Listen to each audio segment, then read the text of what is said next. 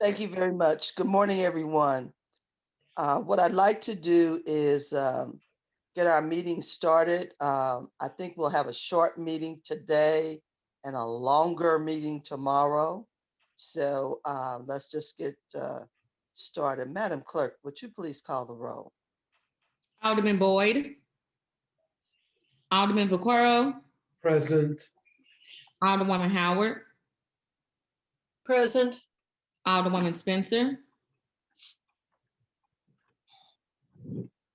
Present. thank you. Alderwoman Boyd, Present. Alderman Muhammad, Alderman Oldenburg, Alderwoman Navarro, Present. Alderwoman Middlebrook, Present. Alderwoman Evans, Chairwoman Davis, Present. Wait a minute, I got it. Yeah, present. Reed, 7 present, you have quorum. Thank you very much. I'd like to ask for a motion to pass the minutes, please. I'll make a motion. So moved. Yeah, seconded. It's been moved and second to approve our minutes in our last meeting. Madam Clerk, would you please call the roll? Alderman Boyd, Aye. Alderman Vaquero, Aye. Alderwoman Howard, Aye. Alderwoman Spencer, Aye. Alderwoman Boyd, Aye. Alderman Muhammad, Alderman Oldenburg, Alderwoman Navarro, Aye. Alderwoman Middlebrook, Aye. Alderwoman Evans, Chairwoman Davis, Aye. 8 aye votes. Thank you. Thank you. Thank you very much. Our board bill number 1 for review today, we did not get to our budget director because I know that he had some things and he has sent us the supplemental budget that he had an opportunity to work on for a moment. And you do know that even since that point, there are some other things that have been discussed. And what we want to do is to hear from the budget director today, and then we'll go from there. So, Mr. Director, if you'd like to, can you please move forward with explaining that supplemental budget document that you have prepared, and also any other items that you wanted to share with us, please? Thank you, Madam Chairwoman, and members of the committee. Yeah, in terms of supplemental budget, I don't have a supplemental budget. I'm saying the wrong term. Okay. Just information, just discussing where we are on. Yes, sir. Yes, sir. Okay. There you go. Great. Okay. Thank you. Yeah, well, we're sort of at a strange place in the budget. Typically, what would have occurred at this point in time would have been, would have been some reductions as you would have approved in your committee and requested additions, and that would have gone back to E&A. That would have been considered, and then E&A would respond, and you'd be sort of adopting all or a portion of whatever came back from the Board of E&A. Now that has not transpired. And just to refresh your memory, there was an issue, obviously,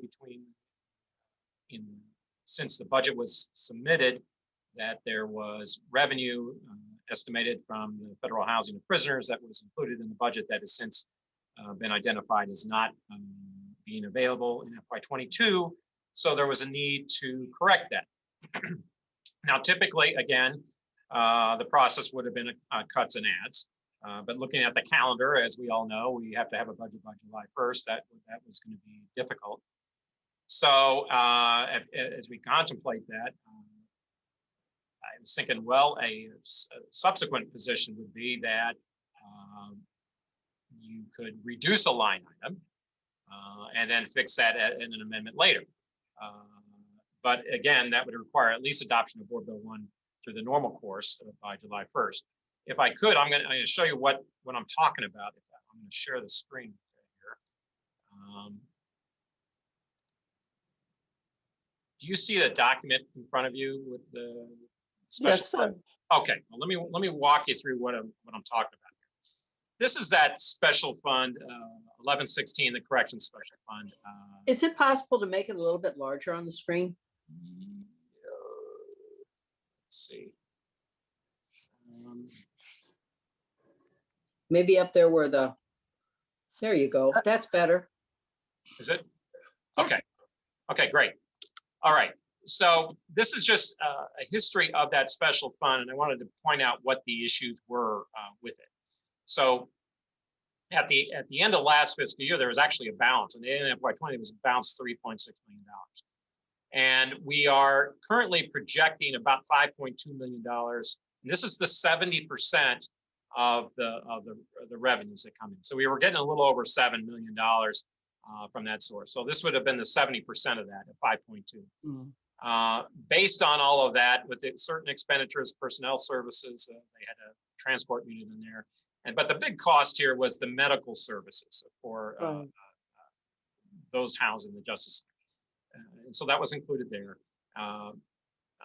And there were some expenses related to facility improvements and all, and there's some encumbrances there. Would have been leaving about a $2 million balance at the end of this current fiscal year, which would carry over. Now, the big change here on the revenue side in FY22 is that this was going to be 4.7 million. So it ended up being, and again, it ends up being about 66,000 or some residual amount that we're expecting in July. It could be a little higher or lower. But what that does is that if you follow the numbers on the revenue side and the budget is $5.8 million. That puts this budget at $5.8 million in the hole. But you did have that beginning balance, so 3.8 million in this fund. Now that's the 70% of the budget. Now you did have the other 30%, which was general fund. That's $2 million. Now I'm going to ignore the general fund for a moment because it has fund balances, so that would not be sufficient to make it a deficit. So, but the question then would be, all right, so without the cut and adds option that would be typically pursued, theoretically, you could have say, okay, well, let's reduce, reduce this line item by about $3.8 million, such that it would balance at the end of the fiscal, be projected to balance at the fiscal year, and then amend the budget later because you know you're going to need to do that. Well, if that's not an option, the other final resort, and what we may be pursuing at this point in discussions with the comptroller is, well, how do you avoid this negative outcome? Well, what we could do is this contractual service line item here in the current fiscal year, there are two, it's that medical services costs are charged at two places. One is the general fund and one is the special fund. So you'll see in the budget, you're going to see a budget for medical in the current fiscal year on both costs. If we can find sufficient room within the total appropriation in the current fiscal year under the general fund, in other words, $3.8 million. Most departments, we've been generally tracking under budget. So the question is, can you find a sufficient room within the current fiscal year so that some of these current year charges can be charged over the general fund versus this fund to the tune of about $3.8 million? That would be sufficient to reduce or increase this ending balance such that next year's fund, by the end of next year, it does not go negative. And so that would be the sort of the final resort option, failing any other amendment to Board Bill 1. How do we avoid this particular fund going deficit? And I think that's what we're looking at currently. Obviously, any other opportunity you have for amendments would be dependent on getting Board Bill 1 passed by July 1st. But if that's not the case, then this would be that sort of last resort option. Bit unorthodox, but it would get us to that end result. Okay. Wow. So, did you have anything else that you wanted to explain, sir? No, that's all I have. Okay, and I do believe that requires some questions from the committee, so I'm hoping that they understand it better than I did. So, Alderman Boyd. I think I missed something, so I'm gonna just wait and come. You can come back to me. Okie If I have- dokie. Alderman Vaccaro. Yeah, I mean, so Paul, what it seems to me like, where you're suggesting we take something out, the contractual services, even knowing we're really gonna put them back. Hey, put this on the table. Or, Alderwoman Boyd, could you mute yourself? I mean, I'm sorry. to me, that doesn't seem appropriate to take something out that we're saying, well, we're gonna have to put it back. But so we can show a balanced budget, we're gonna take this number away, even though we know we're gonna put it back. We're really not taking it away. We're taking it away for the purpose of balancing a budget, knowing that we're gonna put it back. Well, that's not what you're, in that instance, what you're just trying to do is trying to ensure that your appropriation is not exceeding your revenue estimates. And that was just a technical solution. But that's what I'm discussing here is something that would not entail an amendment. Basically, what it's doing is saying, of this $5.9 million that we've spent through June 14th on this report, if sufficient room within the general fund in total appropriations can be found to accept $3.8 million of these expenses, then the current fiscal year would end with a significant amount of a balance such that this $3.8 million negative balance would be eradicated. Again, it's again sort of an unorthodox way of doing it, but the whole intent is to end up with a budget for this fund that is not deficit, and that's lacking any other option. That would be what we would be pursuing if Board Bill 1 isn't amended in due course by the end of the fiscal year. It's so unorthodox. I mean, the way I see it, it's more of a sham. I mean, it's like, we could actually say, well, let's just eliminate it. We'll go down to the casino. We could put all the money on a number, and if it comes up, we'll be in good shape. Yeah, I'm not quite sure what I mean, just say, I know I'm being whatever, but it's not a balanced budget, and of course it would be. Well, let me explain. Is that basically what the question was? There's two different questions. One is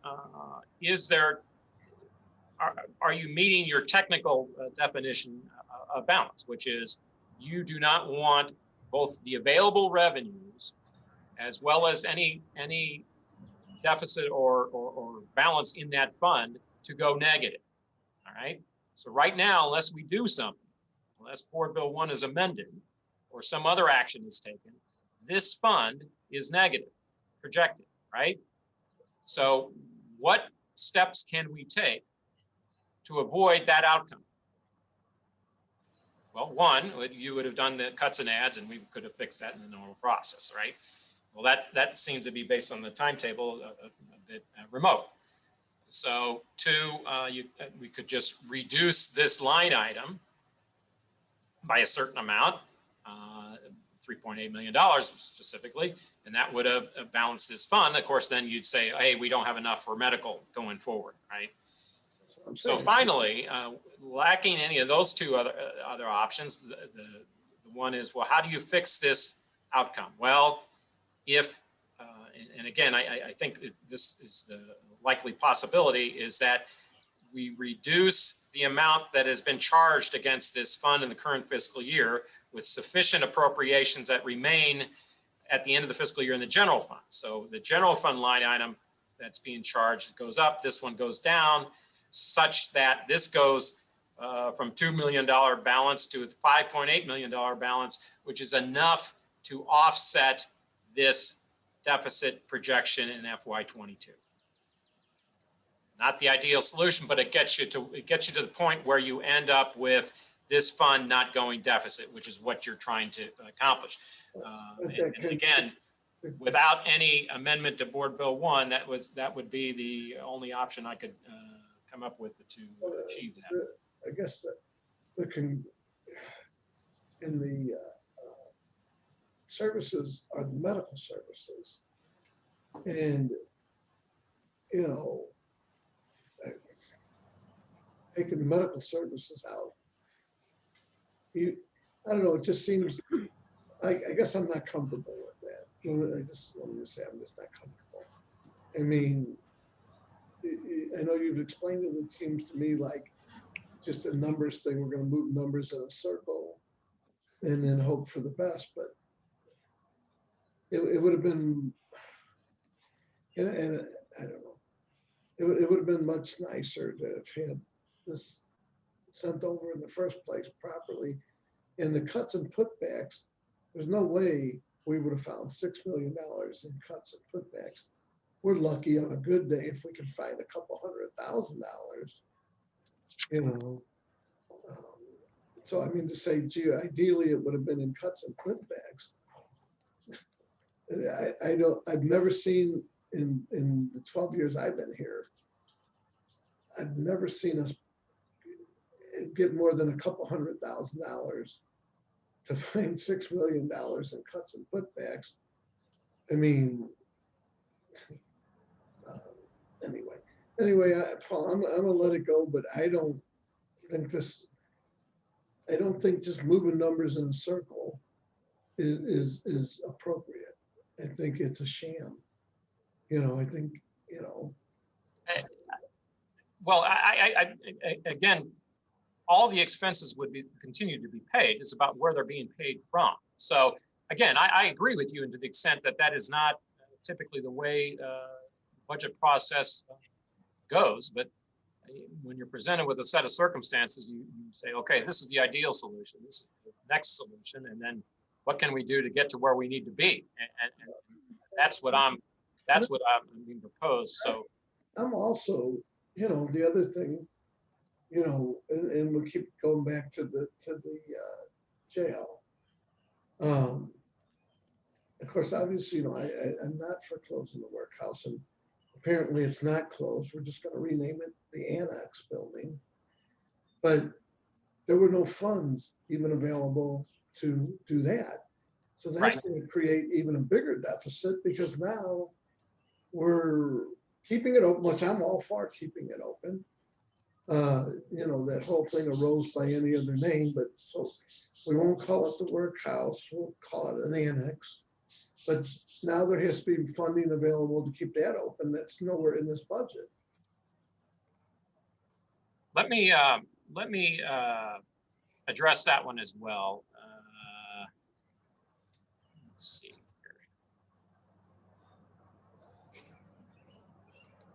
Pull it up. I think it was Shakespeare, wasn't it? Arose by any other name? Could be wrong about that.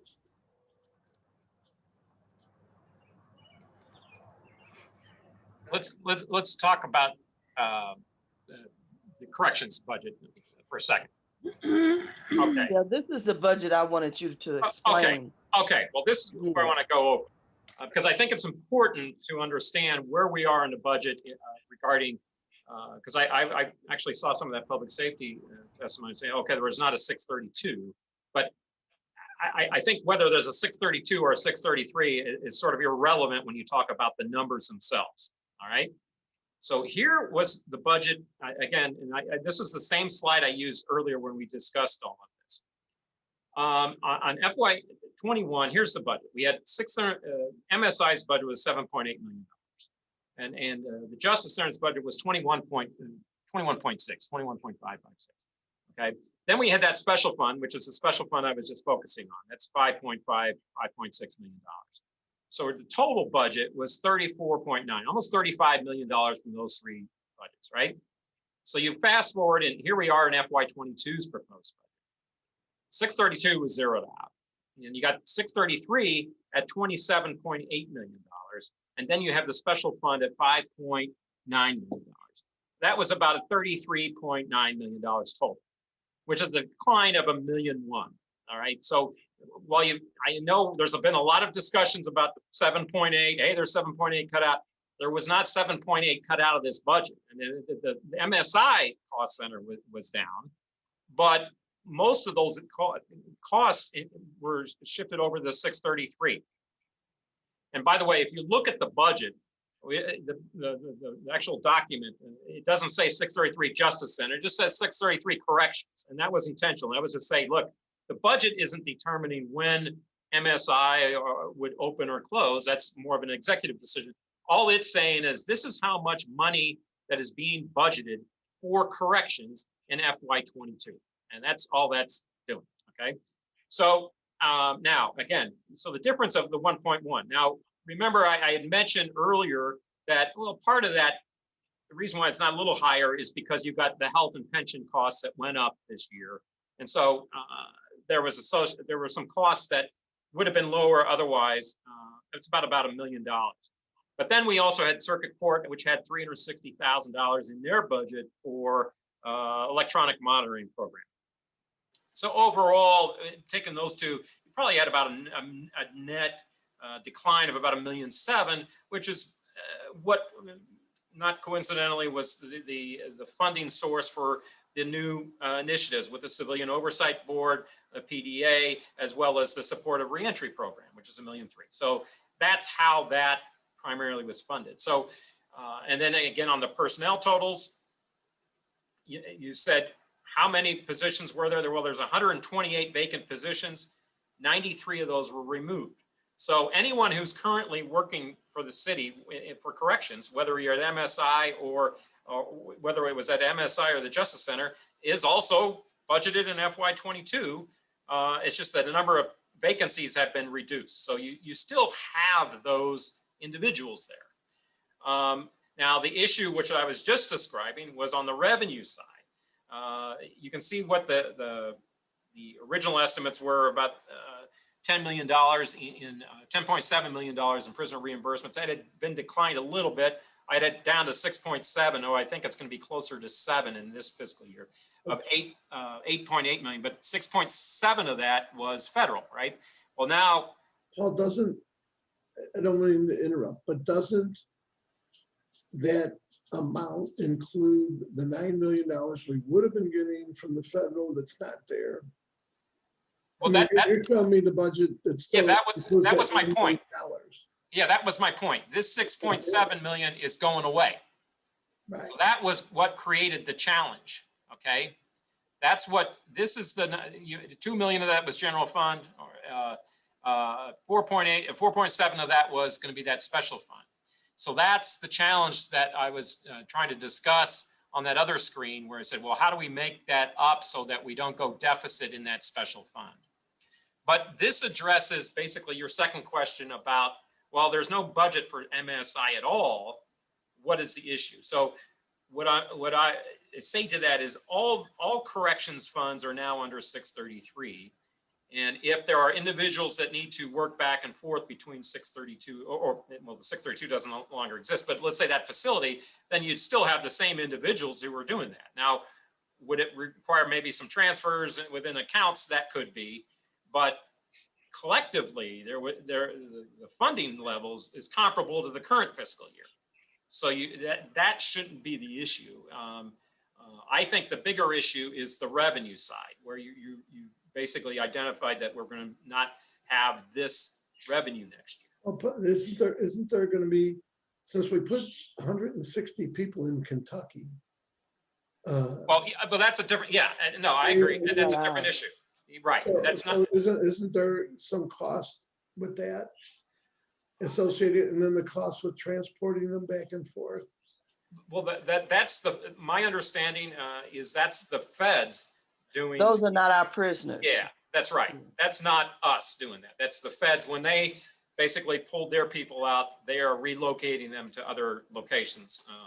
Well, some of those have state charges, and so they But have they to were go with, to St. Louis for trial. no, I understand, but they were within, those are the ones that were within federal custody, and the feds were moving them out to other locations. So that would not be our, well, the city's transport or cost. Okay. Well, I'm sure there's other people who have questions, but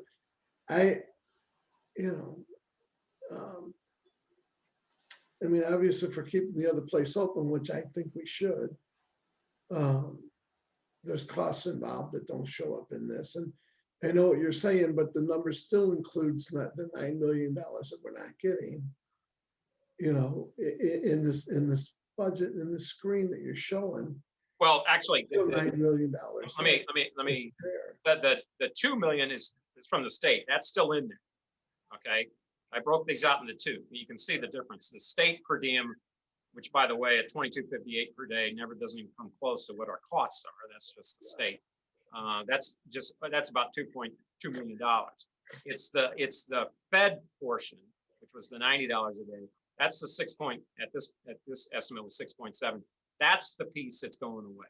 Right, but that's included in the top part on the 27. So that 27 is really more like 21. I'm not. You lose me. So you're showing the 1010 fund having 27,900,000. Yes, that's the budget. Okay, That's now, budget. but that's including the 6 million. Even if you say okay, the 2 million still there, but Now that includes.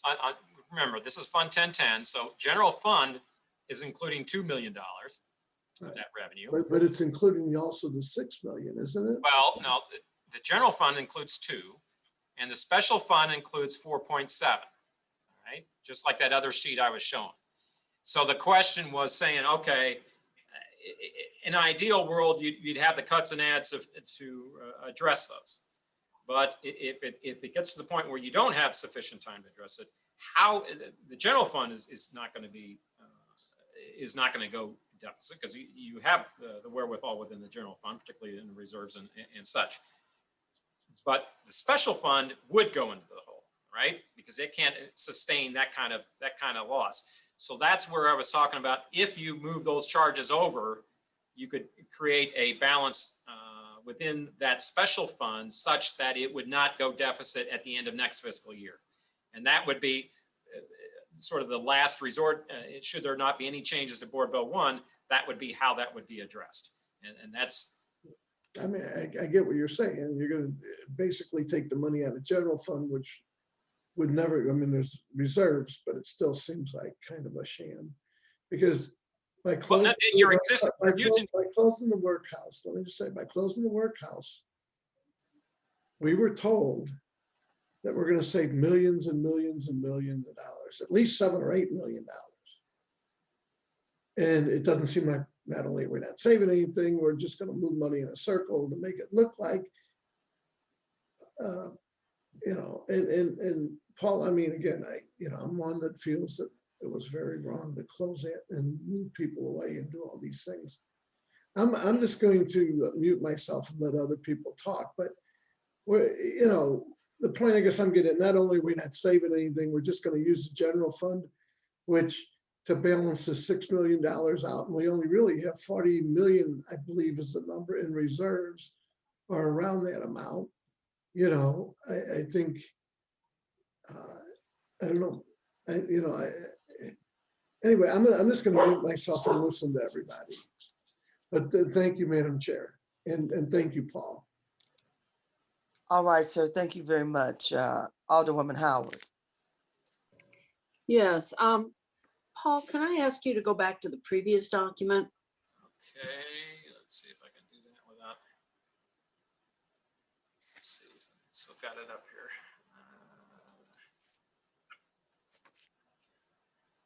Is that up? Do you see that? Yes, Okay. I can. Okay. Now, by closing the workhouse, we created a almost $6 million gap in our revenue gap in our budget Well, because, or no, by getting rid of the federal detainees. the federal detainees pulling out, that's what created the loss in the revenue, right? Now, So- in total, that's about it's close to $7 million loss in revenue. The reason why it's a little less in this illustration is because we did have a beginning balance in this fund that offsets some Right. of that loss. But yeah, the total loss in revenue is more like about 7. So, but yeah, from a budget standpoint, it was about 5.7, 5.8. So we've created an ongoing deficit for our budget that will be a legacy deficit, correct? That's actually a good point, because one of the things you want to consider when we talk about structural balance is there's a difference between one-time gaps versus recurring, and you always hate to lose recurring revenue. So that is a loss, yes. And that will continue because we are no longer accepting those prisoners that were citizens of St. Louis and prosecuted and okay. That's correct. So how are, I understand we're getting, going to get some Santa Claus money here from the federal government, but this is not an ongoing issue. No. And I just, we do kick the can down the road. And I was happy before the pandemic that we were finally arriving at a place where we had a little bit of money in the bank to cover shortfalls. How much did we, when we had last year, was it last year or the year before? 2020 is a blur. So I guess the 1920 budget gave us a little bit of a breathing room. Is that correct, Paul? We had a nice surplus in FY19. That was a Okay. considerable surplus. And then last year was sort of closer to break even. Actually, we did a little better than we anticipated. Obviously, COVID hit, and we took the steps necessary to deal with it, and we ended up breaking it. But yeah, we've made some significant strides on our reserves. Yes. So how much have we delved into what that our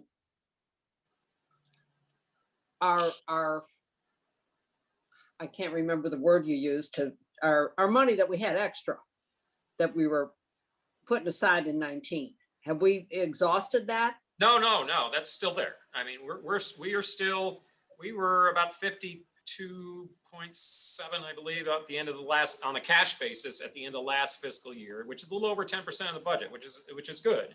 Now, having said that, GFOA's recommendation is something like 2 months worth of expenditures, which would be, 16% or so of budget. So it's something you want to strive toward. Right. And so what do we have now on here? Yeah, well, at the end, it'll be measured at the end of the fiscal year. Now, to address this, I don't, in the short term, I don't think it's going to be an issue, because I think revenues right now are outpacing our estimates. So I think you'll have a surplus at the end of the current fiscal year, and which is good, which is a good thing. And I think we can continue to work toward, and we have a policy. If you do have a surplus at the end of the fiscal year, half of that goes to capital, which is a Right. one-time benefit, one-time use. And then the other half would just go to the fund balance. So there's a process for handling that, and I think that's a good policy to maintain. But I think what you hit on is that's one time. So on the short term, I don't think that's much of a concern. I think it's more of the longer term. You want to come out once everything else is spent and all this assistance is gone. You want to come out the other end with a structural balance, so that you're not obligated beyond what you have on a recurring basis. And obviously, anytime you lose a recurring source of revenue, that creates that little bit more of a hole to dig out. So, and then I have a problem with using this money that we're getting from the federal government to make up a gap that we created. There's been enough gaps created by the pandemic, and people are out there suffering. And so we intentionally create this gap that's a legacy for, gosh knows, at least for this administration. And I have a problem with that. And so we're just basically going to move money from one place to the other to kind of take this up until we can figure out where we are.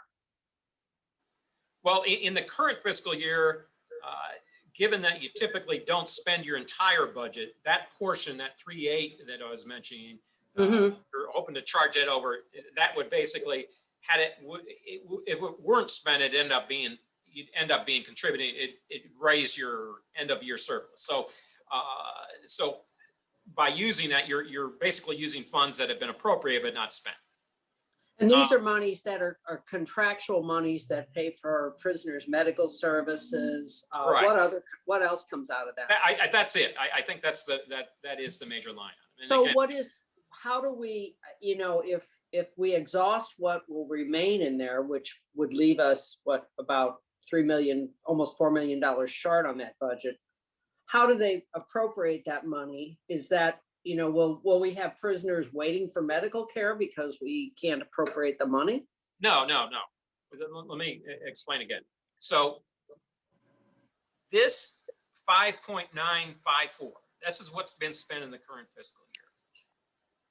If you move $3.8 million of that to this current fiscal year within total appropriation, all budgets, all departments, you're going to be underspending the budget. You move those charges over to the general fund. All right. Then that number gets reduced by 3.8 million. So this end of year balance becomes 5.8 million. Well, if that's 5.8 million, this becomes zero. So basically it's a way of making sure that this appropriation, which is in the budget, has sufficient resources to cover that budget. But that only helps you in FY22. After that, this fund is basically gone, right? Yeah. So it's not more the short term, it's the longer term issue, because you will no longer have this fund to work with once FY22 is over. I'm sorry, my dog's barking, but hold on a minute.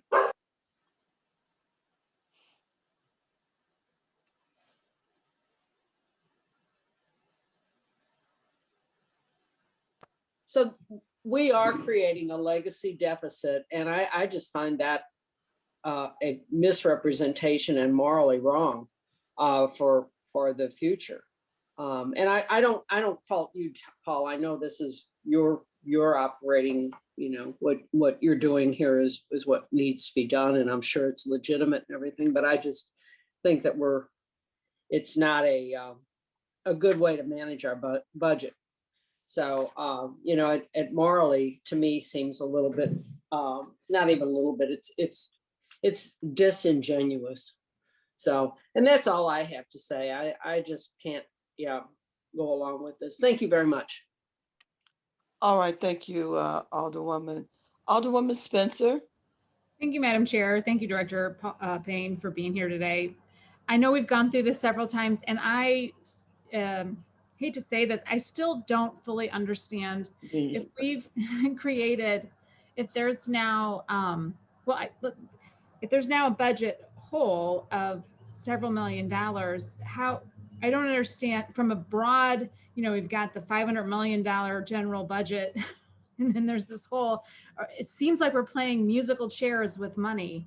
If we're sort of, I just don't fully understand how we address that hole. Before you explain it again, because I still don't understand it, we're looking at this slide that you presented. If you go back to the other slide related to the corrections, this one. We have Fund 1010, or excuse me, the MSI and the Justice Center is in two funds. Can you help me understand why that Fund 1116 exists? Why is that separated out to begin with? Because there was an ordinance passed when, first of all, the Department of Corrections entered into this agreement with the feds to house federal prisoners. And so and Paul, when was that? Well, the first amount we see,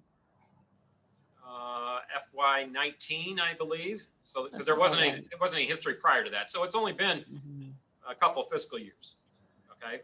So we started receiving those revenues, but corrections wanted to have a special fund created for their own use of those funds, right? Rather than, because typically you enter an agreement, you get paid, and then it end up going to general revenue. So they said, oh, well, we want to make some improvements. We want to do things for corrections specifically. And so an ordinance was passed so that 70% of those funds would go into this special fund and 30% would go into the general revenue. So that's why you have that special, fund. And Paul, who oversees the expenditures of that special fund? Well, it's the departmental, it is part of the corrections budget. It's just like any other special fund budget under that department. Okay. Moving forward, does that fund need to exist? Well, in the current fiscal year, were I doing the budget today without any revenue, you would probably not have it. But given that it's already existed in this budget, the question was, well, how do you close it out? Because if you don't have any revenue coming in from that source, then under the ordinance, you're not going to have anything.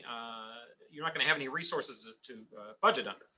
So what I was explaining is that, all right, you've got all other things being equal, you had a $2 million balance projected in that fund, but you've got a budget of 5.8. So by creating in the current fiscal year, moving charges to general revenue, creating a balance of 5.8 to cover the projected balance, the projected budget, you basically are zeroing out that fund in FY22. And there would be if there's no revenue, there's no purpose in budgeting it going forward after that. So then will that fold into the City Justice Center Fund 1010? Well, it wouldn't exist. I mean, the sole source of revenue to this fund is the 70% of federal. Right.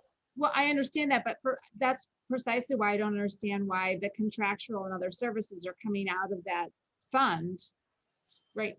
In this budget, and then moving forward, will those contractual services, the medical, the food, et cetera. Right. Well, it's just the medical. Excuse me, medical. Okay. Will the medical be then out of the general fund? Yeah. Correct. Will it come out of the 1010 for the Justice Center? Yes. Okay. Well, correct. So, yes. Okay. So the 1010 for the MSI being zeroed out. This is a little bit confusing to me because for several reasons. One, it was announced that despite some terminology of closing the workhouse, it's going to remain open. The back portion of it is to house overflow, correct? That's my understanding, yes. Well, how can we have a building operational with no budget? Again, what I was here, let me explain. 633 is corrections. There is no budget for. If you look at Board Bill 1, if you look at the line on budget, it's just 633 and it says corrections. And that was when it proposed the budget this year, even before the discussion of whether or not whether it was going to be opened or closed. I was thinking, well, that's a possibility. So if that's the case, combine the two cost centers. Regardless of whether or not you open it or close it, combine the two cost centers. So what does that budget look like? Here's total corrections. Whether it's 631 or 632 or 633, it's one budget for corrections. What does that look like? So you have that, all right? So regardless of whether they're working at this location or that location, it's one budget. So that's how you think about it. Then you say, okay, you are closing the facility. What does that do? And when I went through my budget presentation originally, I said, okay, here's what it was before, and here was the changes. And those changes resulted in about $1.8 million or so reduction net. And then as a result of those changes, that net changed, we added some new initiatives. But if you think of it as one Department of Corrections, regardless of you're a correction officer, whether you work at the CJC or whether you're pulled out and working at the workhouse location or the MSI location, it's just corrections. And that's how that's been presented in the budget. So the funds are not limited to the CJC. So when you're looking at fiscal year 2022, correct, that 633 CJC should really I think, be labeled corrections. It actually, on this, in this presentation is not simply because I was trying to do the illustration, Sure. but if you look at the board bill, if you look at the line item budget, it just says corrections. That's all it says. Okay, It good. does. Because I do think that that would be very helpful. I understand, getting this done quickly, Paul, because, to me, you know, just for transparency for the public, we're not actually closing the workhouse. We're going to keep it open for overflow. And, if there's going to be funds associated with that, speaking, then we should be transparent about, the fact that that's happening. And the budget, the funds going there. What's confusing to me is the reduction of folks housed in our corrections facilities by the number of federal prisoners, which is significant. That reduction of $6 million of federal funding coming to the city was based on the number of people that were housed on behalf of the feds. At a cost of $86 per person per day, which is far below the cost that it takes for the city to house somebody. How we could eliminate all of those people, their medical needs, their food, the staffing associated with it, the housing costs around those people, and still see and only see a reduction in the cost of housing people by $1 million. It looks like the 7.8 million that we were previously spending on MSI, just sort of most of it, the vast majority of those dollars swooped up into the CJC budget, and the CJC budget went from 21.5 to $28 million. But we are housing a significantly reduced number of people. So what I think would be very helpful in understanding what it is we're actually doing here is taking that CJC, the corrections budget, and breaking it out into how much of it is going into the MSI annex building and how much of it is actually going to the CJC, because the CJC is a standalone functioning building that has a finite cost associated with it, which was probably pretty consistent year over year, my guess. And the MSI building, to break that out, it's a little misleading, or I think in some ways, to kind of roll them all into one when it's essentially the same amount of money minus $1 million. Well, Does that make sense? no, yeah, it's sort of, you're damned if you do and you're damned if you don't, because the idea was that going in, you don't know what this outcome is going to be. So how can you craft a budget to give you that flexibility such that is that facility, MSI facility, going to be open for how long? I would think if you asked anyone, the answer would be they don't know. So when they proposed the budget, and I remember saying this when I presented it at the first time, saying the budget will not dictate how long or when that facility has to close or when it would close or anything like that. All the budget's doing is saying this is how much money you have to spend within the fiscal year. Right, but I think having these different funds is it's kind of hard to parse through, because at the end of the day, fiscal year 2021, we had a total of $35 million in corrections. Fiscal year 2022, we have a total of $34 million in corrections. And we have a significantly reduced number of people that we're housing in fiscal year 2022. How is that possible? Why aren't we seeing a bigger savings, with this greatly reduced number of people? And is it because at the end of the day, we truly are keeping MSI open for that overflow? And have we, what is there doesn't, I don't see the plan or outline. And what are we going to do with that building? And what is going, I think zeroing out that fund for MSI is misleading. And I know that is not your intention.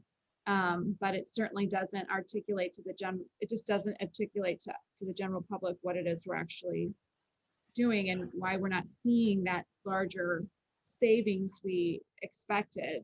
Well, And I think, go ahead. yeah, no, go ahead and finish. I'm sorry. Go ahead. Finish. Well, and I think part of it is because, to be honest with the public, we, if we're going to keep that open, there is a cost associated with it. And, we have to articulate that to the public that this is going to cost us money, and we can't, the closure of it is in name only and it's not in function, and it's still going to have a major cost associated with it. Yeah, let me the one I was going to jump on was the savings that are anticipated. Nothing that I produced in the last year anticipated that there would be significant savings from that. I remember specifically a memo I wrote to E&A last fall, which basically said the big cost with corrections is in the personnel. And if you are maintaining all those personnel, unless you start laying off or something like that, you are not going to see significant savings. I mean, from that switch. I mean, maybe over time you would, but basically what you're seeing is what I had expected you're going to be able to see. You're moving the personnel that were over at MSI over to the Justice Center, and that's where you ended up. Now, within this number, just keep in mind, there's an assumption of about a $1.4 million in outstate housing. That was another item that was included in the corrections budget in case they went over what was then available, but that was assuming that MSI would not be available. Now, if MSI is available, I would expect that $1.4 million would be applied more towards MSI's costs as opposed to some being housed somewhere else. So those are the kind of things you got to look at. But yeah, the notion that there would be a significant reduction overall in corrections, I think, given that it's mostly personnel, that is not going to, that doesn't happen immediately. And I think this sort of confirms, just by looking at the budgets, what you're looking at. Okay, so,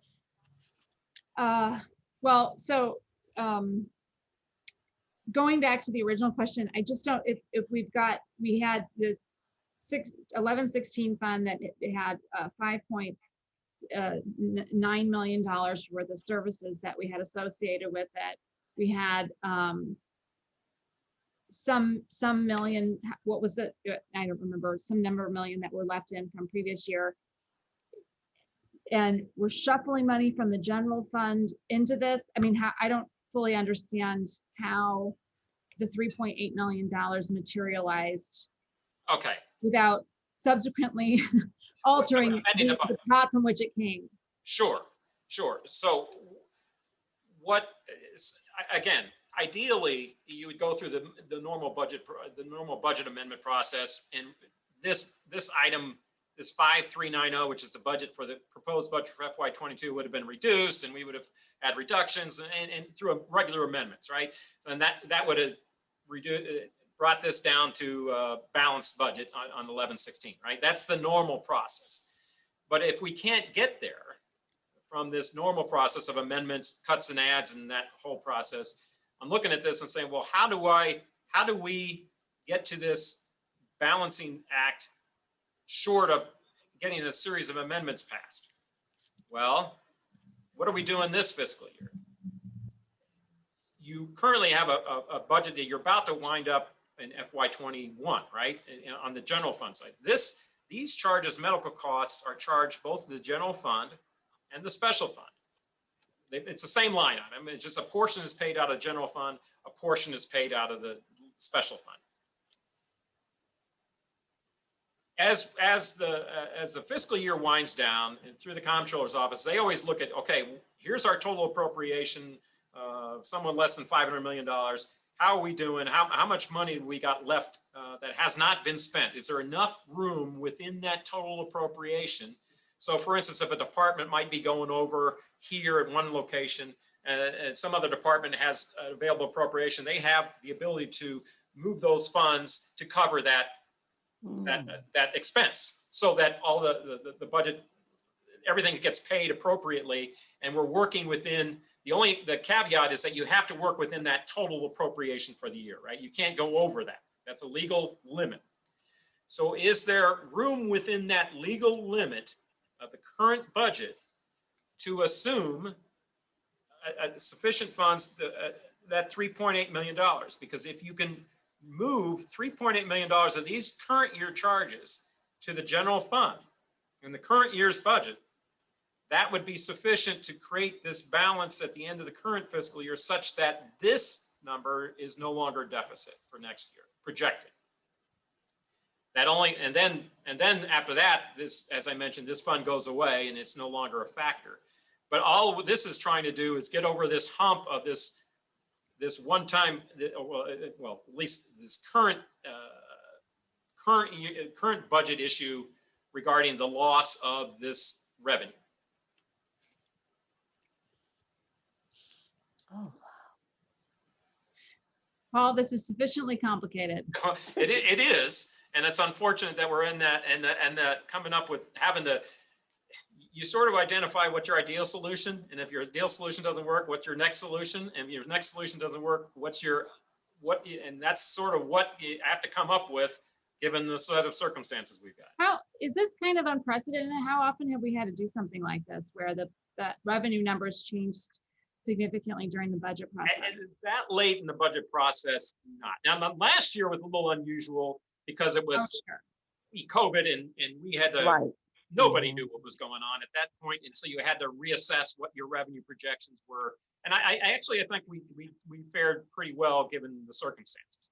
Right. This is a little unusual in that, yeah, you don't usually lose a revenue source this late in the budget process. But given you do have to address it, and you can't sit by and not address it. So failing any amendments, this would be a way of addressing it so that you can finish this budget process. Okay.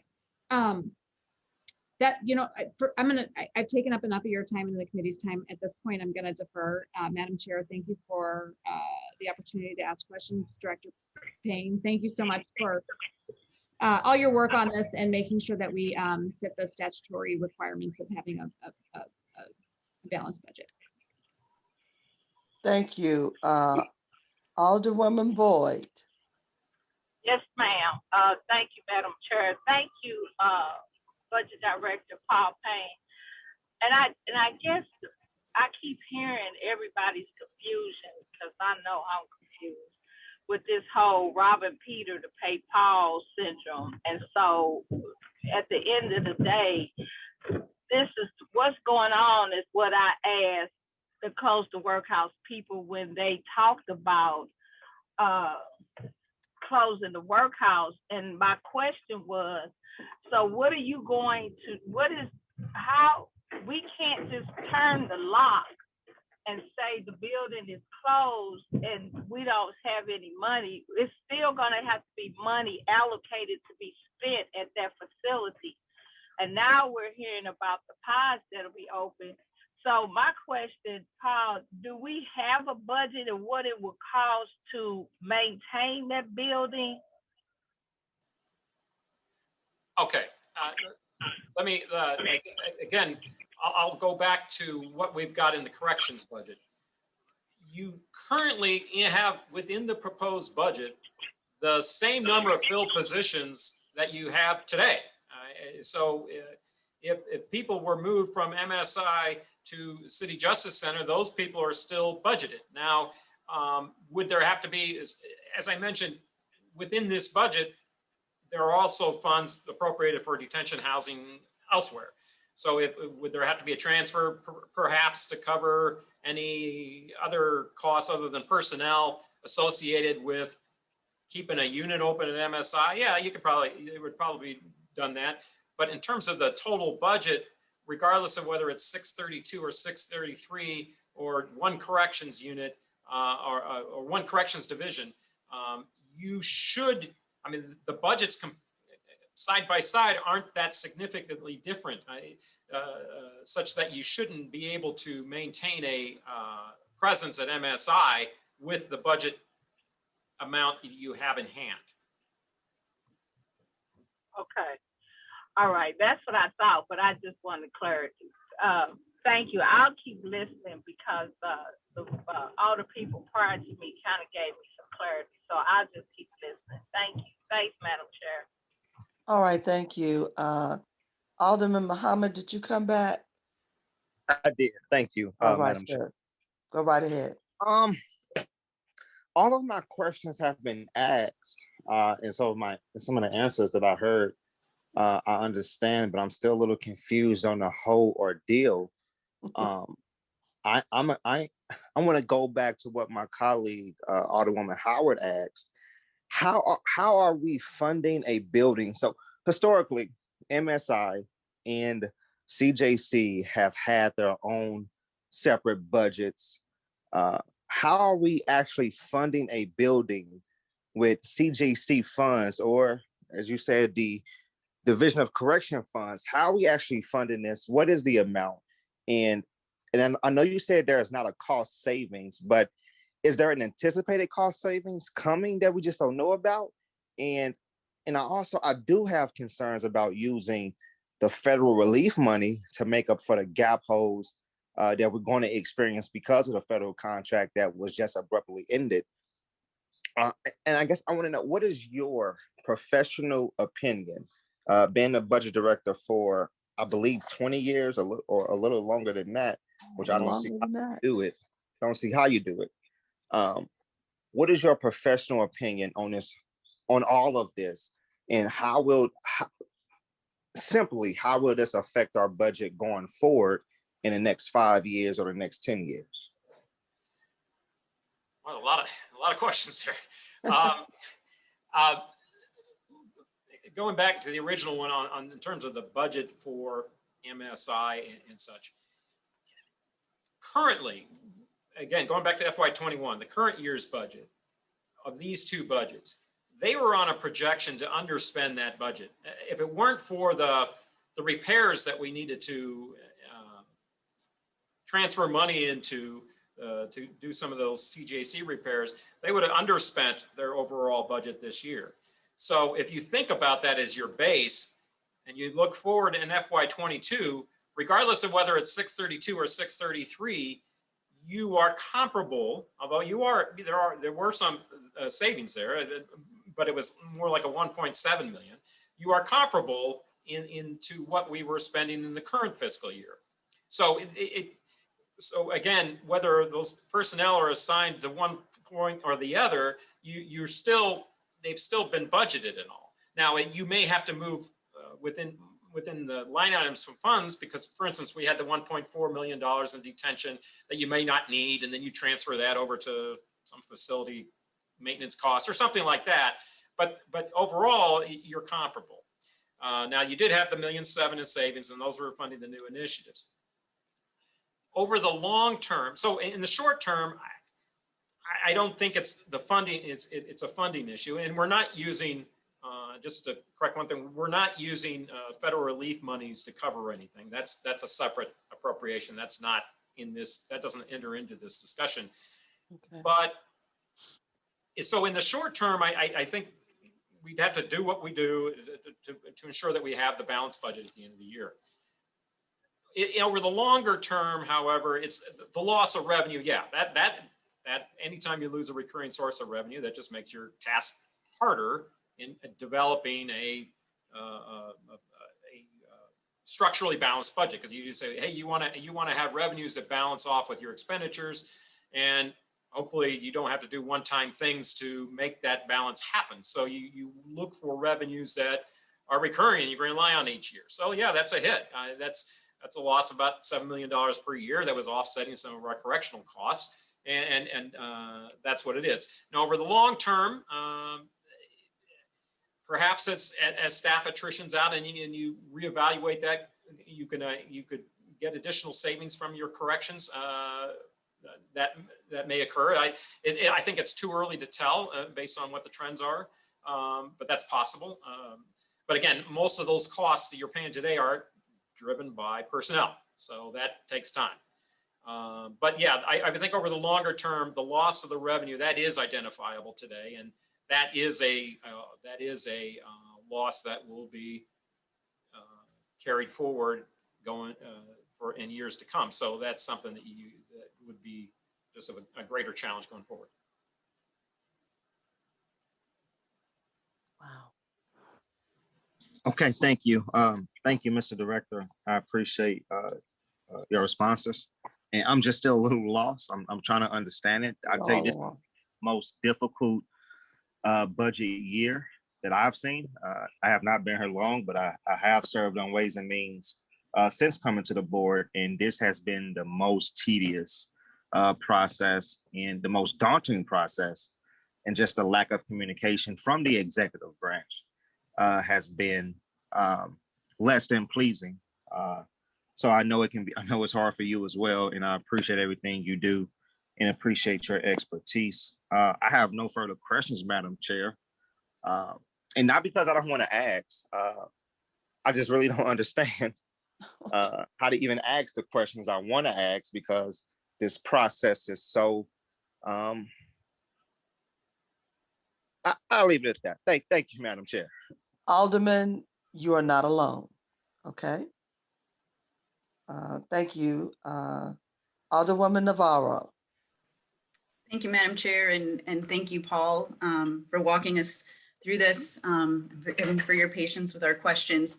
And I think I've, followed this pretty well, but I do, like my colleagues, still trying to get all of this under control. So one question, let me know if I have this right. So it seems like I understand that there's an assumption that, by the time you get to the end of the year, there are certain departments that, have leftover funds essentially. And so we're kind of making an assumption that we're going to be okay at the end of this year because there are certain departments that won't have used all their money. And so that will still be sitting in the general revenue fund and we can pull that out when we need it. How do we reflect that on paper at this stage of the game? Is that coming, are we relying on, there's the funds in reserves essentially that can pad that if we need it? No, basically, we look at the end of the year as we look at most of the expenditures are in hand. I mean, you've got the 25th pay, you've got one more payroll. So when the comptroller's office usually works with this, and I talk with them frequently near as the end of the month approaches, saying, how are we looking on total expenditures? So you look at, you've got 25 pays in the books and there's only one payroll left. So that's a big chunk right there. And you can see how that plays out. And then you say, okay, are there any other large individual contractual items that we still need to pay? We obviously don't want to hit a department to where they have to carry over an expense. Let's say, one top of the head, like your refuse payment to the transfer station or something like that. You want to make sure all those bills are up to date and paid. And then after all that's done, what does it look like in terms of the room you have? Again, most of it is going to be in personnel. Now, a lot of that was complicated this year because there's charging back and forth with the CARES Act, which messes up. If you're familiar with projections, I'll go through and say, okay, it's this many pays, this many. Oh, but last week we did this charge off to CARES, and so it messes up your projections. So that's been a little frustrating this year, but it's actually a good thing because you have assistance. But from a projection standpoint, it does create a little bit of challenge. But looking at that, I do believe there is sufficient room for getting that done. Just preliminary looking at it, and so that's not going to be final until the end of the fiscal year. However, but I do believe we're probably in a good stead to be able to achieve that. Okay, so you're saying essentially like our beginning balance going into FY22 is going to be healthy enough to cover this. Well, no. What I was saying is the current year's budget absorbing that 3.8, which would be moving over. Is there sufficient room within the current year's budget to absorb that? And it looks as though there would be. So that solves your 11-16 problem for next year, because then you have a sufficient balance in that fund to cover that final year of appropriation. And again, after this, it goes away, but at least this year you'd be covered. It's coming. Okay, I mean, I think I follow sufficiently. So the only, I guess this is more, maybe more of a comment, but just as we go throughout this next fiscal year, because the current budget eliminates a lot of positions that we haven't filled, but we've been allocating funding for those positions to other things. I mean, specifically, you know, the police budget. And I think we're all, hopeful that, you know, this next year there will be improvements and some, you know, reimagining some of the ways we do policing, and some of these other social services will maybe reduce the need for as much police overtime. But I guess that's just something that you know, we can look in the years past and say, okay, well, we've had kind of this leftover money for a variety of different reasons that you've suggested. But I'm just wondering if we are eliminating some of those opportunities for leftover money at the end of the year by eliminating so many positions. I don't know if you have a comment on that. Well, actually, that's basically going back to the police discussion. Yeah, I mean, basically, you're making a conscious decision to eliminate vacant positions, which means, so they had been spending overtime to compensate for the loss of positions. But that means they will have to spend less in overtime. And that's just something that's going to have to be monitored throughout the fiscal year to make sure that they stay within that appropriation limit. So that's just part of that budget, and we know going in. Okay, thank you. Thanks for hanging with us as we work to understand all of this. So thank you for your time. Thank you, Madam Chairwoman. I have no more questions. Okay, Alderwoman Middlebrook. Thank you, Madam Chair, and thank you, Budget Director Payne, for entertaining us this morning with all of our questions. I really don't have much of a question, more so a comment, because I'm absolutely lost with this. And it could be because I'm such a concrete thinker and assuming. I just cannot focus or find myself assuming how things will work out in the future. And as Alderwoman Boyd stated, it seems as if we're robbing Peter to pay Paul, and it's going to come back to bite us at some point. So it's just kind of very hard for me to wrap my head around a lot of things, but a lot of my questions have been answered somewhat. So thank you. All right. Alderwoman Evans.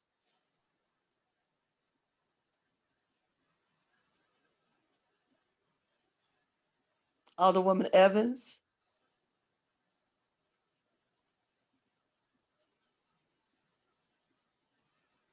Okay. Let's, I just have a few comments for myself, and I do see that I have two hands up, and so I'll get back to you in just a second. I guess, and I made a couple of notes because you all have brought up some things that I had not thought about, because I was basically trying to say in my thinking process, although dealing with budgets over the years, and you know, my experience is extremely heavy, and even dealing with budgets much larger than this. So the problem that was created without the input of those who actually do the day-to-day and operations, and knowing what their requirements would be based on decisions that were made without their input. So now I'm going to add to this that as we move forward, we don't know what to expect. And even adding the question about the police overtime, because based on the rate of crime that we see every day, it's definitely overtime on every shift because of the number of people they have to chase down, arrest, do reports, all of that. It's not anywhere near normal. So we know we're going to, and it doesn't look like it's going to let up. So those assumptions cannot be made. The other part to that is we don't know what emergency might come up. Just like the emergencies that came up through this surprise after we were already working on our budget. we don't know what else might come up. And the fact that we have already released a large number of correctional officers, again, without including the appropriate direct input, we may even have a greater challenge before us in a very short period of time. Because we already know that within, I think, 2 or 3 days of closing the workhouse, we were over capacity in city jail. So we've got a lot to work with. And I want us to think and understand that you may not be able to fix this right now. And I want us to continue to ask questions. And I so appreciate you, Paul, because you have done a magic trick here, but I don't think it's going to be sustainable. And that's just my opinion. Based on what we've seen happen in the last 2 weeks, I don't think it's going to be sustainable. So we're going to move on. I'm going to go back to Alderman Boyd because you were not ready at that point. Are you ready now, sir? I am. Thank you, Madam Chair. Paul, you had talked about, unspent revenues, basically. But I think it's important to also highlight the fact that we end up with unspent revenues at the end of the year because around April, departments are told they can't spend anymore. Isn't that correct? That would have been true for last year. That wasn't true this year. I think it was quite late. I think it was in late May or something. I don't know when that letter was sent out, but what you're referring to is whatever the cutoff is that the comptroller issues each year in terms of finishing the fiscal year. In years in which there are shortfalls, obviously last year with being with COVID and all, there was an early date. This year, I don't think that was the case. Well, I was told by the secretary that we had to order some stuff by a certain date, probably a month ago. So maybe they're just used to telling. That may be. I mean, it was late May. That might be. Okay, so this year they have been told, as they have in the past, that they cannot spend anymore after a certain date. Yeah, because you got to close out the budget. And I will say it again, my biggest concern, and I think someone else mentioned it, is the police overtime. Because what I project is going to happen is that you're going to monitor it, and then you're going to tell departments, especially when it gets to March and April, you can't spend anymore. So you can make up that deficit with police overtime, which is really unfair to those departments, because why allocate $1 million to a department just to get to March or April and say, well, you can't spend this other $300,000 that they really needed. I mean, I don't think that's fair, or it's just putting together a disingenuous budget, which, I'm of the opinion that not having an appropriate amount of money in overtime is disingenuous. And this is not on you, Paul, because you had to, play the hand that you were given, and you're the budget director. You don't run ENA. But I wouldn't want to have your job because it's frustrating. I can imagine you probably take Tums every night. But you do an awesome job, and you're greatly appreciated. You're always, pulling a rabbit out the hat. I do understand the physical, financial gymnastics that you're going to, work toward as far as balancing the budget. But this is probably the most screwed up budget that we've ever been presented, that I have ever been presented with at the Board of Aldermen. And it's really too bad. And I'm just hoping that when it passes, however it passes, that the constituents, do not lose out on city services, for the sake of some trendy things happening across the country. So again, thank you, Paul, for what you do. And Madam Chair, you're back. Thank you. I need to go back to a couple of committee members, and then I see that we have another alderperson that wants to ask a question. So Alderman Vaccaro. I just want to, so here's what sort of is aggravating me. So we got $3 million left over, yet this year we told the constituents, you get no streets, you get no alleys, you get no trees, you get no ward capital. You didn't put ward capital in the budget this last year. The only way we got any ward capital was because Jeffrey Boyd fought with the treasurer's office and was able to get 5 million, which wasn't even the appropriate amount by ordinance. It should have went to all the wards. So all the aldermen get all this, oh, well, you know, people that are upset, why didn't my sidewalks, why aren't my trees, why aren't this getting done? Yet we were told it's on the backs of the people. I'm really frustrated. We're going into a budget that has taken away the police, which they were using part of that and still did overtime. I anticipate overtime this year to be upwards of probably $15 or $20 million, which is going to come out of the reserves. I anticipate this whole jail disaster is going to cost money. I'm just putting it out there. I think at the end of this fiscal year, we are probably going to take, in order to survive this budget, we're probably going to lose somewhere between 10 and $20 million of our reserves. We only got 40 million, which is going to affect our credit rating, which is going to hurt us in the long run. Paul, tell me, the police traditionally have spent the money that they haven't had for police officers, right? Plus have gone about 10 million in overtime, right? Is it that we're going to say if somebody's murdered laying on the street, we might have to leave them laying there for a few days to avoid overtime? I know that's crazy and that's not going to happen, but it is going to come off the backs of the people in my neighborhood because we do not have traffic enforcement. Not only just my neighborhood, throughout the city.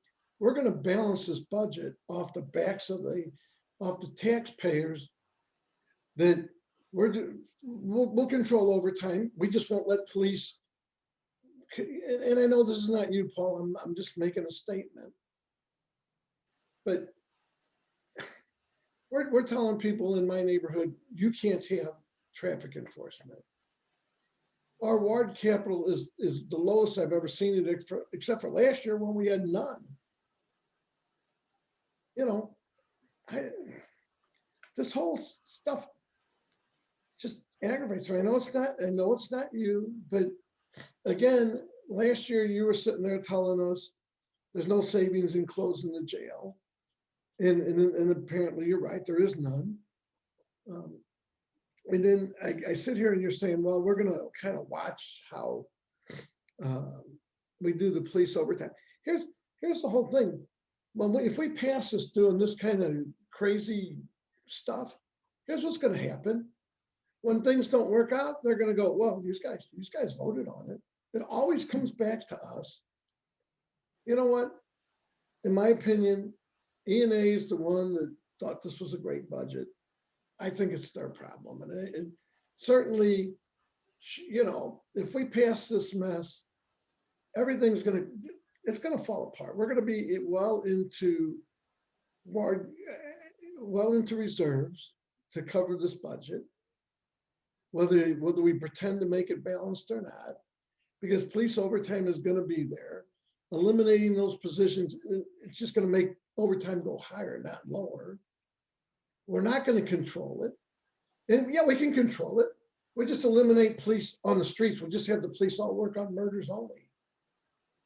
But in my neighborhood, we don't see police. And you know, I'm putting speed humps everywhere. I've done literally everything I could think of doing, although I don't even have the ward capital for speed humps. And then they keep changing the rules on how that happens.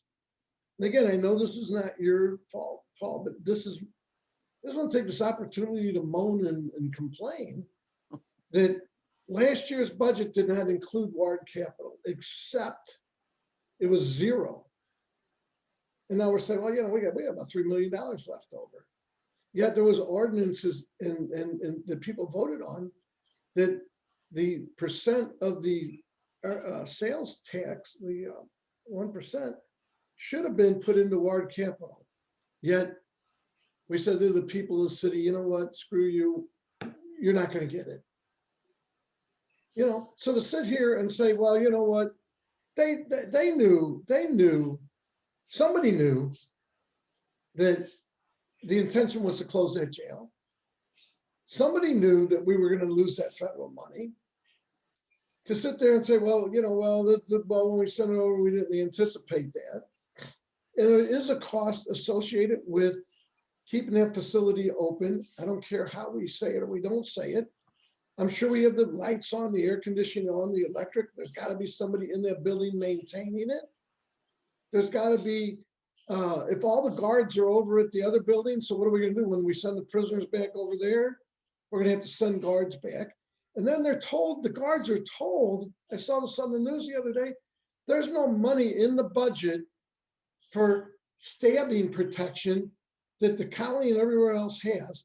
So that if somebody gets out of their cell and they have a shank or whatever you want to call it, we can't afford to give our people working in jail the proper equipment to protect themselves. Yet in the county and everywhere else, they have it. And I mean, I saw it on the news the other night and the mayor's office said, it's not going to happen this year. We don't have the money. You know what? I'm moaning and upset because this is just flat. I'm trying not to use bad words. Don't use bad words. And I'm trying not to. But this is beyond anything normal. We cannot protect the people in the jail. We're going to overcrowd it. I think personally, somebody's going to get hurt or killed and the city's going to get sued. And we're going to have even a bigger thing because we're knowingly not providing them with the equipment, telling them we don't have the money in the budget. Paul, you can tell me if I'm wrong. Would you think the overtime is probably going to be in the 15 to $20 million, or you can give me the political answer when we don't know until we get there? But based off of all the past years, and without the money, even for them extra officers, the overtime is going to be crazy. And I guess we can take it away from ward capital. So you didn't spend it yet. They did that to us quite a few years back. They said, well, we took the money that you had put into projects and we took it away. They went in and wiped out all of our ward capital, saying, well, we're going to use that. We had to use it to balance. So we're going to sit there partway through the year as we get into police and fire overtime? Or are we just going to, you know, are they going to take our projects away from us again? Are they going to use to balance? Or are we going to just go into the reserves and cut the reserves in half? Well, you know, because we said we got to protect those. That's why we didn't let us have ward capital. I'm just upset. I mean, we're doing this off the backs of the people, and the budget is a sham. I can tell you at the end of this budget, and Paul, you're a smarter guy than me. You can correct me if I'm wrong, but I think we're going to be digging deep into the reserves, or we're going to misuse the funds and claim everything's COVID related. The streets didn't get done because of COVID or something. We're going to come up with some, you know, put ourselves even a bigger risk. But I agree with the president of the board. This budget it's a mess, and I don't feel that I want this hung on me. I can't support this budget because, again, it just reminds me of other things. They said, well, you voted on it anyway. You voted on it. You know, well, I can't vote on this mess. But Paul, and Paul, you know, I appreciate you. I know you work hard and everybody knows that. But this is, I mean, this is just crazy. I mean, we can't, if we can't, anyway, I'm just gonna ramble in. I'm gonna let it go. But Paul, I guess the question I would ask, do you really believe that we're not going to have police overtime even more this year than in past years? Just well, heck, you know, I presented what the historical numbers are, and so that's no mystery in terms of what they have done traditionally.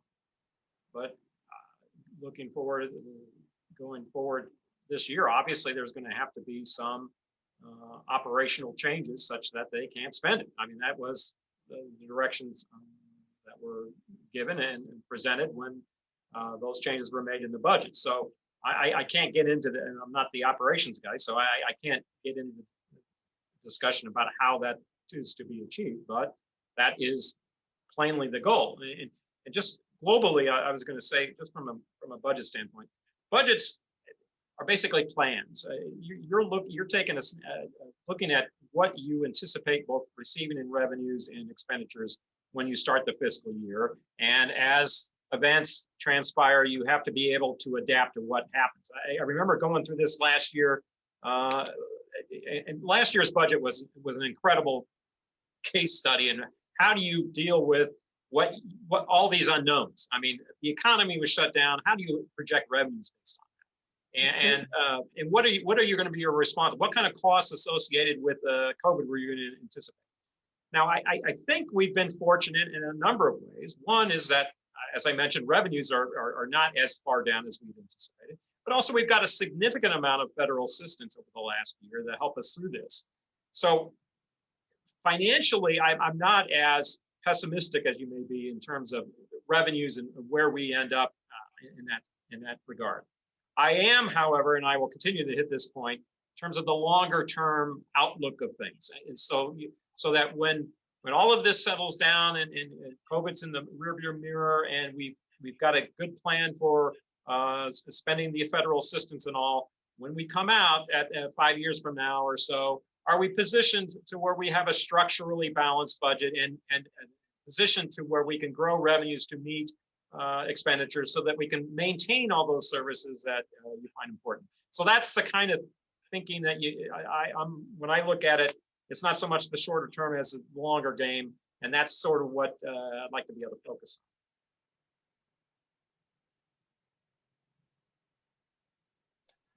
on. Paul, thank you.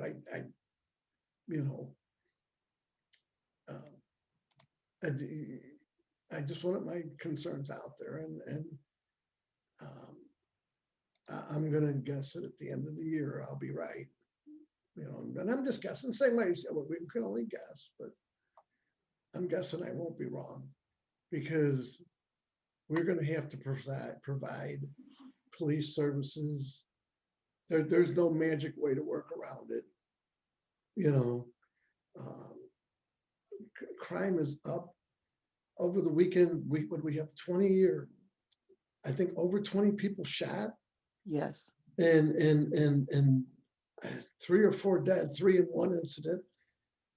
We're already well ahead of last year. I mean, you can't sit there and say, well, oh, my shift's up. I'll just have to leave this guy laying on the street till the next shift comes on. When one detective gets that scene, they're there until ever. And then they have to go out and talk to witnesses, and you have to show up at court.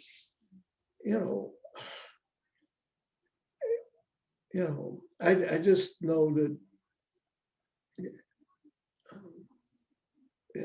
I mean, again, we're putting people and the city at great risk by telling the corrections officers, we don't have the equipment we don't have the money for the equipment to protect you. And that was on the news last night before last. These guys are saying, hey, we just want simple equipment to protect ourselves. And the city said, not this year.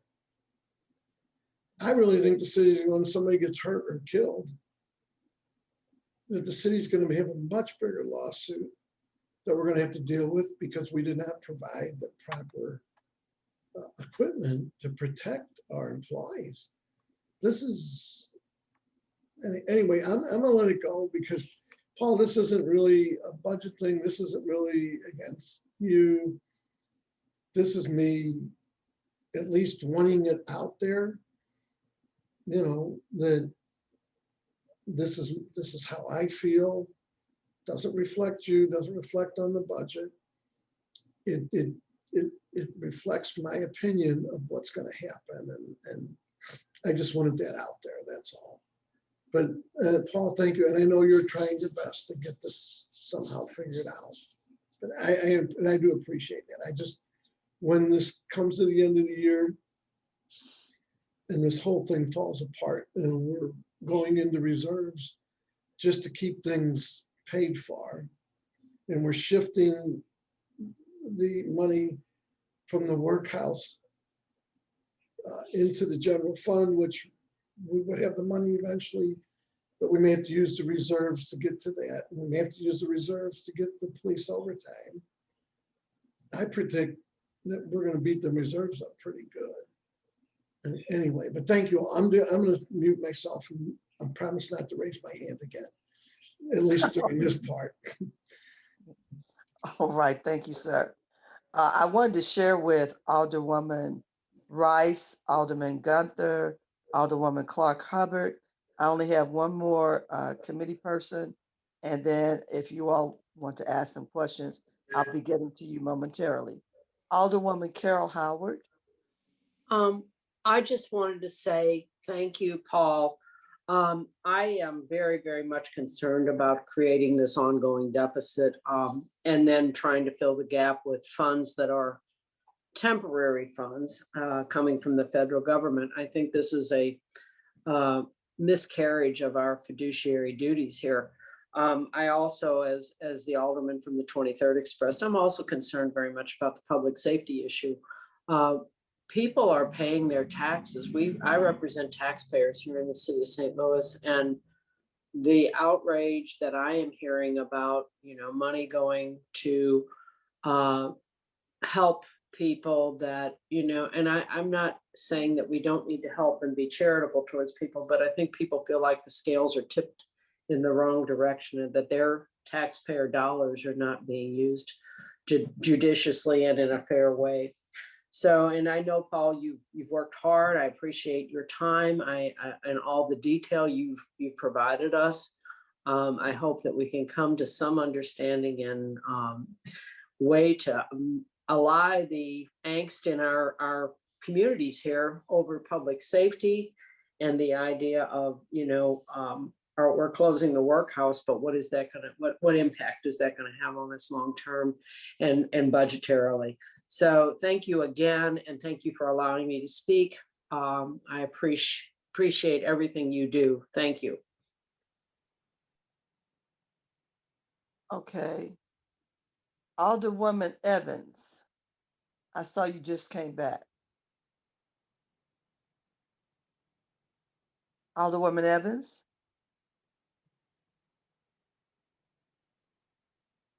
Okay, I can't.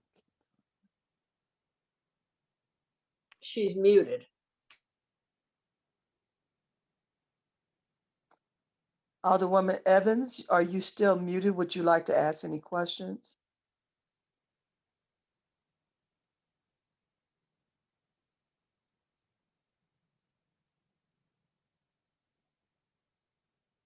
She didn't get.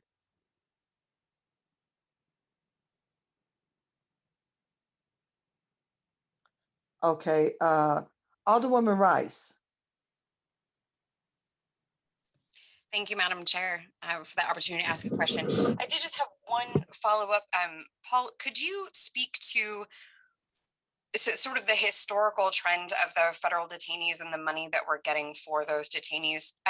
If I remember correctly, it wasn't always that high of a number that we were getting in compensation for those detainees. Is that right? Yeah, in this most recent few years, going back to FY19, that was under a new agreement, a relatively new agreement, where they reimbursed us at around $90 per day, and that was a significant amount of revenue. Going back historically, yeah, it's been a number. It wasn't very significant. It was maybe $1 million a year or something like that. But that was a completely different agreement. I'm trying to remember how long ago that was, prior to this more recent iteration. I don't know if I have a history here or not. Let's see. Yeah, it was somewhere, like, if you go back to like FY10, 11. It was 60 something. Yeah, we used to get maybe $1 million a year, and that was all in general revenue. Mhm. Okay. But that was a different agreement, right? Right. Well, I guess that's helpful for understanding, we also had a much higher detainee number in general when that was the case. So the historic trend of the number of detainees that we have held within St. Louis City jails has been on the downward trend now, but it sounds like that the federal detainee reimbursement had increased over these last couple of years. So we kind of had a corresponding dip and then dip in number of detainees, but then increase in what we were being reimbursed from the feds for the federal detainees. Yeah, I don't know those numbers, but yeah, my understanding is that the most recent agreement was obviously more favorable in terms of recovering costs than the earlier. Right. Well, and it surely, I mean, we would love to be getting the right amount of money from the state to be holding absolutely folks on state charges. That's it's a lot for the state to be asking a municipality to be detaining folks without proper reimbursement for those costs. So I guess I just wanted to ask that to highlight that this hasn't. So when we're talking about a historic or a legacy deficit, this is not a sort of a legacy revenue line either, right? If we're looking, it's not something that we have always counted on as a city that we have always worked with. So it does create a dip now as those detainees have been moved out of our jails, but I guess I just want to highlight that it's not a static, right? It's not the type of revenue line that has been in place for 20 years that, it's not like a tax revenue fund that we count on all the time. So do you feel like that's fair to say? Well, yeah. Let me put it this way. I do remember when there was discussions when the Justice Center was built. There was a lot of discussion about where it should be built. What's the best location? You expand MSI and build a new facility there, or do you bring it downtown or all downtown? I remember one of the benefits of the current location of the Justice Center was that it was right across the street from the federal courthouse, and that gave us the opportunity to have that kind of relationship with the federal marshals. I do remember that being a consideration. So Wow. Over the long term. Now, again, as I mentioned, going back 10 years, it wasn't significant revenue. It was more FY19 forward that new arrangement was had such that it became a bit more significant. Yeah. Okay. Well, that's helpful. Just a little bit of historic context on that. Yeah, I guess the other question I would have, Madam Chairwoman, is the committee planning on taking a vote on Board Bill 1 this week, or are we having these discussions for the public transparency and for the benefit of the knowledge of the members? So we are having I was trying to make sure every committee person had the right understanding so they're prepared. Great. When that question is asked of them. Okay. And I've already requested that the sponsor appear tomorrow, and we will make that decision as a committee as a whole. Okay, great. Thank you. That helps clear it up. I was just curious. I know we've all been following along from the outside here, so I appreciate that. Thank you so much for the opportunity to ask questions, Madam Chair. Okay. Alderman Gunther.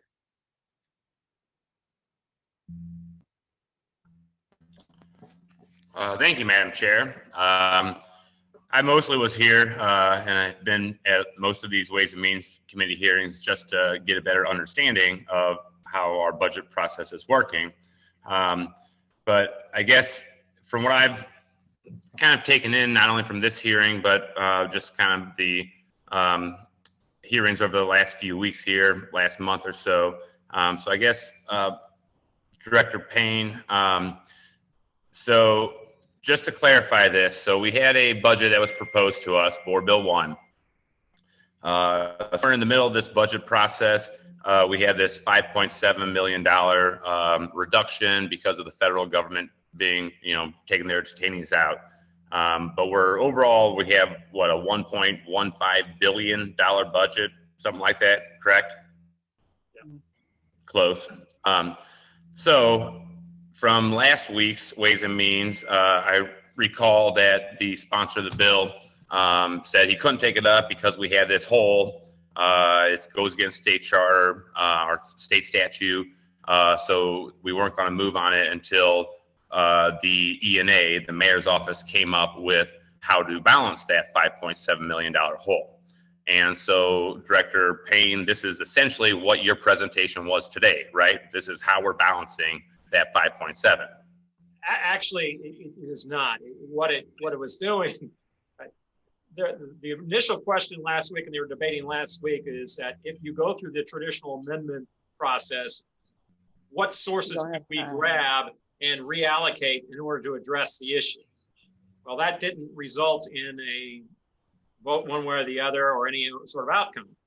So given that set of circumstances, what else can we do? And so what I talked about today was, here is, if you have no amendments and there's nothing goes on it, how can we fix that? How can we fix that special fund from going deficit? And that's what I talked about today in terms of the charges being allocated to general revenue and such that that fund does not go deficit for next year. Gotcha. So you're identifying the solution to not go into deficit. Right. Okay. So then, as a person following this along and not being on the committee, it would appear to me that you've identified how we're going to present a budget. So I guess the question, if tomorrow the bill sponsor comes, would he essentially just be submitting Board Bill 1 committee substitute with those changes that we would then be able to pass out a balanced budget? That actually, that particular solution I was discussing didn't require an amendment. I mean, basically it's changing something we're doing in the current fiscal year with the current appropriation such that it would result in that budget not being changed. All right, yeah, I think that was the clarity I was looking for about what our sessions here are truly discussing. So that was kind of my main concern. That was what I was trying to figure out. And so I thank you for clarifying how exactly we're addressing the shortfall so that we could have a budget that we can pass out of committee and out of the board, which would help us to, like we've been talking about, help us to get services to our communities immediately and not hold things up. So thank you very much for these presentations. They have been very insightful. And Chairwoman Davis, I thank you very much for the opportunity to ask that question. All right, sir.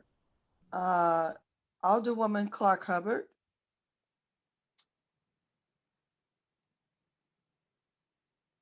Did she leave?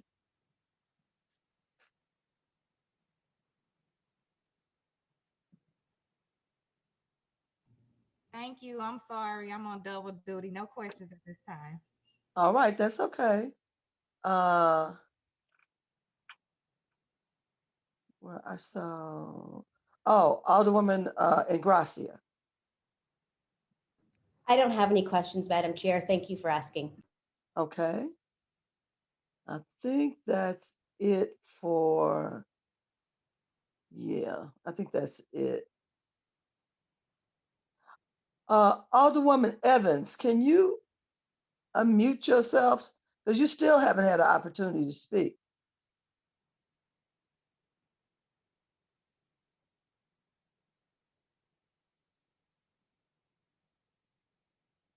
I don't know, she must be having some technical difficulties. Alderwoman Howard, did you put your hand up again? No, Madam Chair, I just forgot to take it down. Okay, thank you. So we've all had an opportunity to speak. I just wanted to add a couple of things very quickly. The normal process, and it's a shame for new members on this committee and or on the Board of Aldermen, this is their first experience, because this is not how it normally works. But have we not accidentally found out about those things that had changed after we received our budget and we were well into working on our budget, almost 3 weeks in, it would have been a total disaster. And this is also unfortunate. So where we are today, because we don't have, we want to make sure that whatever takes place, it takes place by June 30th. And that is a short period of time that even if we, no matter what we decided to do, and I'm leaving that up to the sponsor of the bill on how he wants to move forward. We will have the opportunity to operate with budget presence, and the city will move forward, and no one's going to miss any services or anything. And so we will wait to determine that tomorrow. But I think we've had a lot of things cleared up, although we are still confused. And I'll admit that as well. It is just quite remarkable. And that's all I can say. I mean, I've even worked on budgets, just my independent budget in the census process, just for my personnel department. And I was responsible for hiring 6,000 people and opening up 32 offices in Eastern Missouri. And we never ended up with a problem like this. Nevertheless, the other 7 budgets involved with that. And we all worked together and communicated well. So I'm not sure where we're going forward, but I hope there's more communication, and I hope there's more professionalism added into decisions that need to be made from those who actually do the day-to-day. And I would like to say to my committee, I do appreciate you. I think that you all have all been very diligent on being present, asking the right questions. And tomorrow is another day that we're going to have to just dig in, and it might get a little ugly. I don't know, but I'm leaving it up to the bill sponsor, okay? And I'm going to ask that question. If anybody thinks that that is the wrong direction for me to take, open up your mic and say it.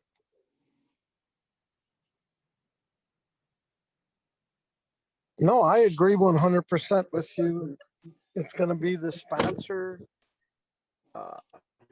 and I plan to support the sponsor. I won't, even if the sponsor says we're going to move forward, I don't personally think I can support it. But whatever he wants to do, it's up to him. I'll make my own decision tomorrow. All right, sir. Anybody else have any comments on that? I agree. Just for clarity, we meet tomorrow at 1, right? Yes, ma'am. Okay. Anyone else? And you don't have to necessarily make a statement. But I just want to make sure if anybody needed to, that it was available to them. Okay, hearing none, let's finish our agenda here. And we don't have any resolutions before us.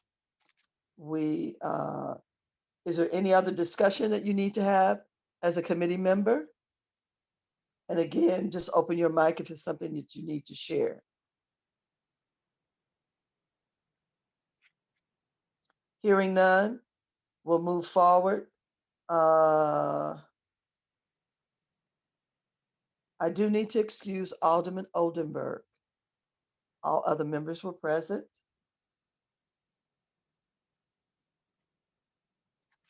I'll accept a motion to adjourn. So moved. I'll make that motion. I'll second that. It's been moved and second. We are all those in favor say aye. Aye. Aye. Hearing nobody say no, no one's opposed. We are adjourned. Thank you very much.